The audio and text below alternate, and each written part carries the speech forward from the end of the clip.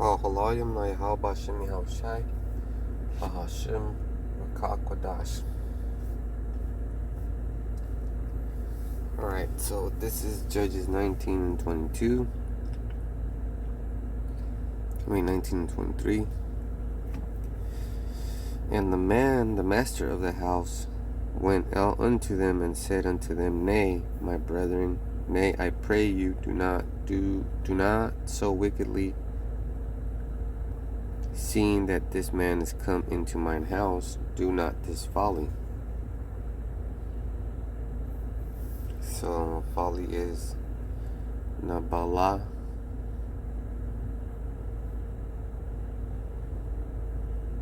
Senseless folly, disgrace, contumely disgrace. Disgrace is a disgrace. And what would that folly be back in 22?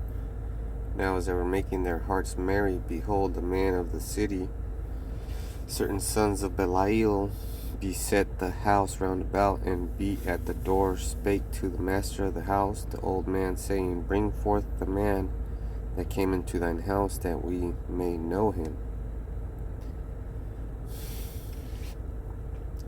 To know by experience,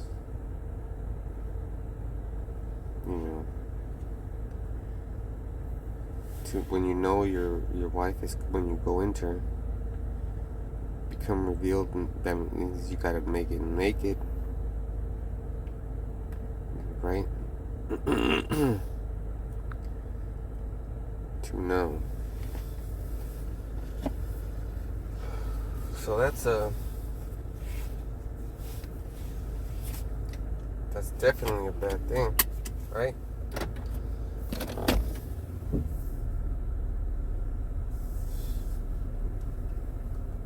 Like, how you gonna treat your fellow man like that? Disgrace him.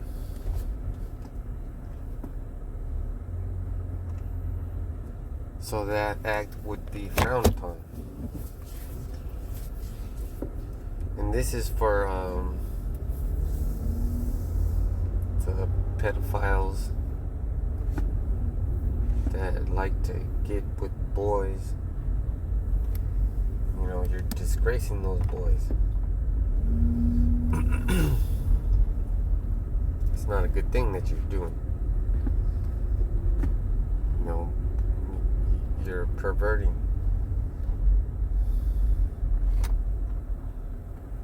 You should and will be punished harshly. A couple of times, One would be for your actions, and then the other one would be on the second coming, when you could return, because the dead will be risen. Well, that might not mean to get punished, but you're gonna be, ashamed. And be like, oh man, I can't believe I did that. That's so disgusting. But you will, at least you'll be forgiven. You would have paid for your sins. Now, how you gonna pay for your sins though? Bad things gotta happen to you. Let's say you sodomized a little child, whether it's a boy or girl, then you would have to get sodomized by Big Bubba,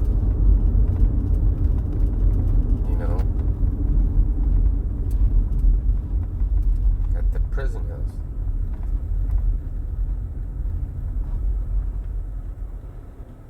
And then what happens there is that nobody would cry for you. Nobody's gonna cry for you anyways.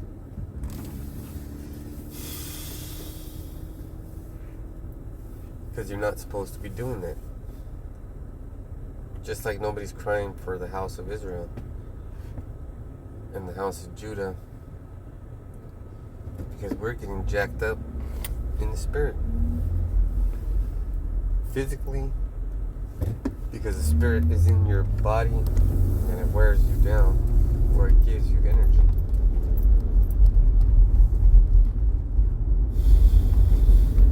So when you're out here working, whether you're working to get the daily bread,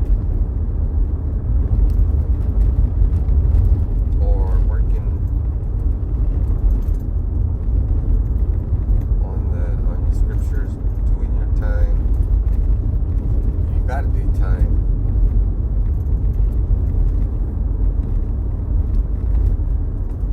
Everything that is worth doing, you have to put time into. Why do you think people go to prison and do time? Because time is the most valuable thing. It's not money. Because money can change. You know, today is a US dollar, the most powerful form of currency. Tomorrow could be the yuan. The Chinese yuan or yen or whatever they fucking call it. Imagine that. And it's happening. How do I know it's happening? It's called inflation. The inflation goes like this. Right now, dozen eggs cost you around $6.50 to $7. Like a year ago, I'm not kidding. Like a year ago, it was like $4.48. But like 5 years ago, it would have been like $2.50. That same dollar lost its value throughout time. It's not as valuable anymore. You know, it's losing its power. Now, it loses its power when it becomes useless.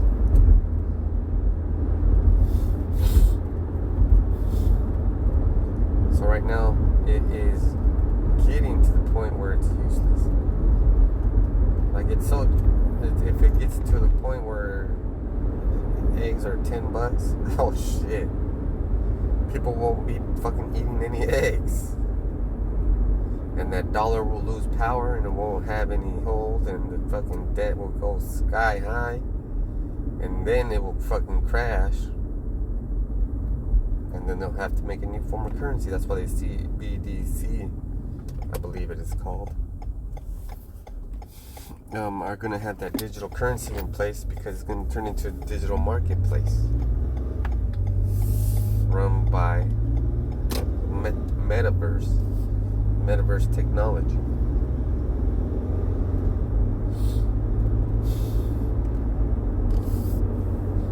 And then when your dollar goes bad,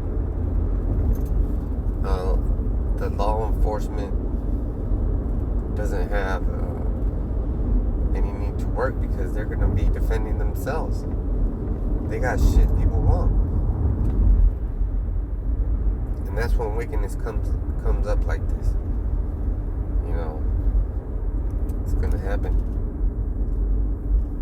You know, for one, there's that negative energy, which is called the spirit, the evil spirit. There's a bunch of evil spirits.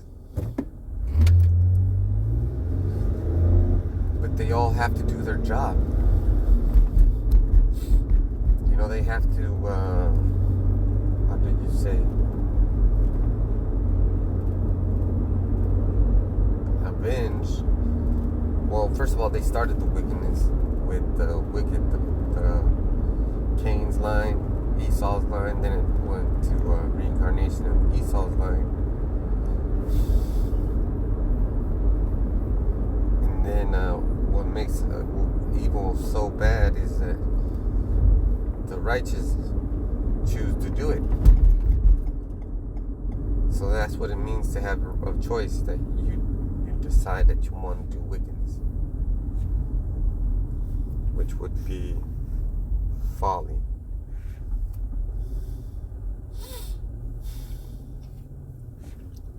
And sin is something profane, which is outside the temple.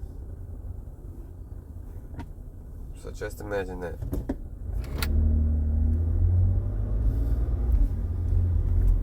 Because nobody's gonna glorify sodomites. That whole fuckery goes back to Sodom and Gomorrah. And there's a couple of occasions in the Bible. I think it's Genesis 6 and 19. And Judges 19.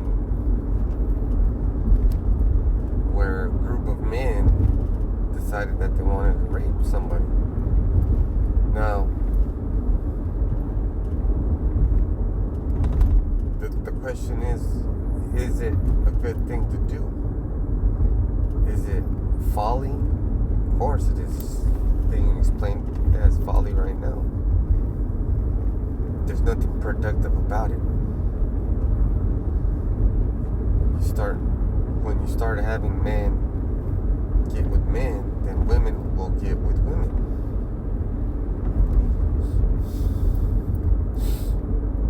And it'll be the unhappy men. You know, the weaker men. Because if you're a married man, you should be having sex with your wife 3 to 7 times a week. Now sometimes, like when they're on their period or you're tired, it's okay to miss that day, but one, it's your job. It's the funniest job in the world.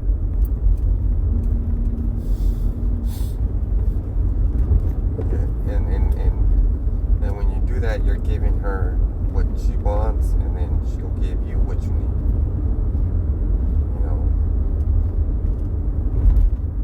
And it won't be, and it's never gonna be perfect. It won't be perfect. You're gonna get upset at each other.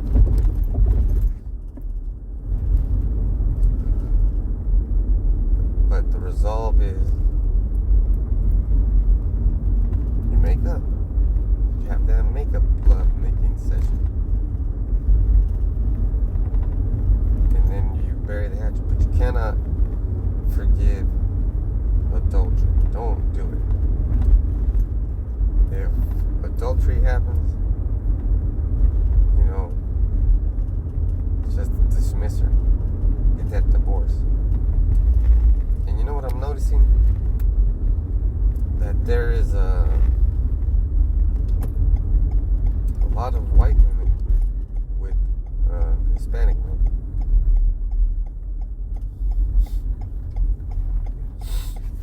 And Judites, Negroes too.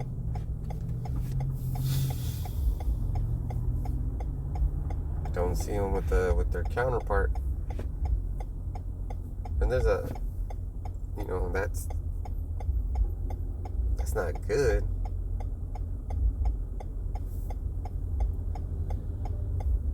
But it's it is what it is, because a man can have any woman that he wants, but you're going with the weaker set of genes. Now sometimes your genes are overpowered, but what happens if you have a son and he has light skin, and then he gets fucking skin cancers, like sun disease and shit? He can't regenerate his cells with the sun.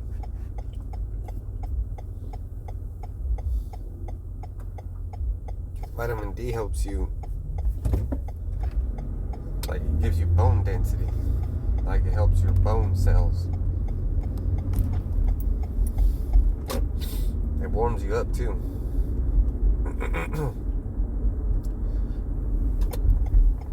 Even if it's freezing cold, like you just stand up out there in the sun and you'll be alright.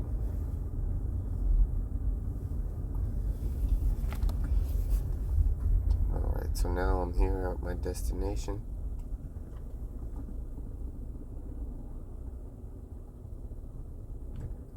So with that, I'm gonna say shalom.